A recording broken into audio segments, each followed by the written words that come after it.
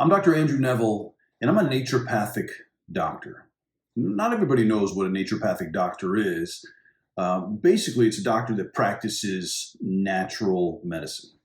Now, I didn't grow up hugging trees. I didn't grow up, with an herbalist as a parent or anything like that. I mean, I grew up in suburban New Jersey, and I was exposed to the same kind of typical conventional medical process that everyone, all of us are.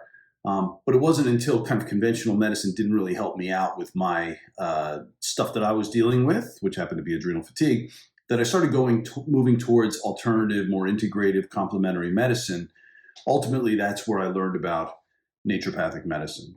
And once I understood the philosophy of naturopathic medicine, I mean, it just made so much sense, treating the cause, prevention, you first do no harm, right? Using natural substances, things like that. One of the things that I've learned about in that 20 some years since I went to med school is the fact that nature itself is incredibly important to our physiology.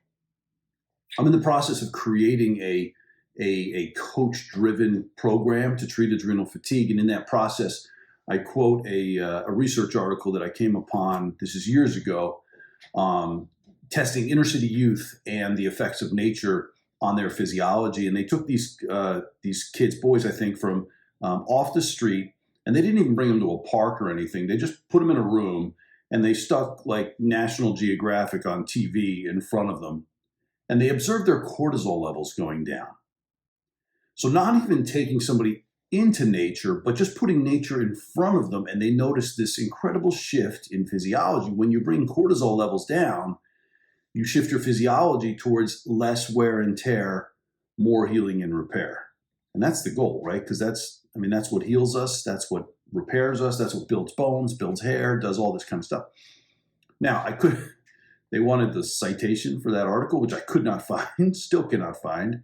However, I came upon all this other incredible research on the effects of nature on our physiology. It's incredible. One of them, in fact, one of my coaches just presented to me, is called forest bathing. It's a kind of a Japanese concept, I forget the term, but forest bathing, well, they take people, out of a city, suburban environment, bring them into the forest, right, and just have them experience this physiologic shift.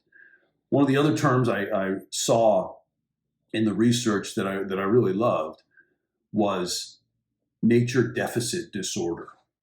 And I think to a degree, the vast majority of us are suffering from nature deficit disorder. And it's a real thing.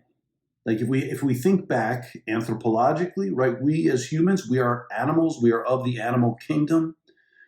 We are incredibly tied to the rhythm of nature, the sun, the moon, right? Get up with the sun, go to bed with the sun. This kind of concept actually governs our physiologic chemical messengering systems in our body, and no more importantly than our adrenals, right? Our adrenals govern the fact that we get up with the sun and go to bed with the sun. That has all to do with cortisol. But if you're inside, you're not exposed to nature, you're looking through windows that block UV light, you're not getting your face outside, your eyes in towards the sun, where you're suppressing melatonin so that it rebounds in the evening and gets you to sleep. If you're not doing that, you're missing that kind of natural cue to organizing your physiology and balancing that physiology.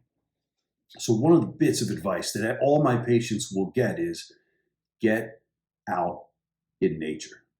Now, ideally, get outside, barefoot, even get your feet on the ground, go for a walk, go for a hike. Even in a park, if you can't walk, go sit on a bench in the park and look and observe. Be mindful and pay exquisite attention to what you see in nature. If there's no park, then a potted plant will do it. Again, same research on plants in somebody's home, right? And paying attention to these plants, caring with these plants, even digging in the dirt. These things are beneficial at shifting this physiology. And if you can't do that even, put it on TV.